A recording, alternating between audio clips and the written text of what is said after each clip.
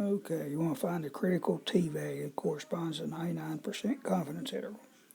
This table, the area to the right, is what you need to find for this critical value. So degrees of freedom is here, and you're given that up there, degrees of freedom.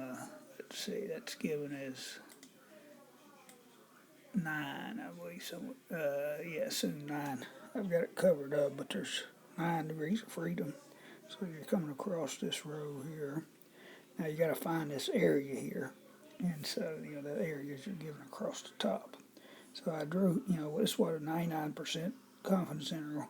This area in here is 0.99. Well, all the area under it's 1, so the remaining area would be 1 minus 0.99. So the area under this left tail and this right tail together is 0.01. We just need the L area under this right tail, and so we divide by 2. So the area under that right tail is 0.005, which corresponds kind of this picture.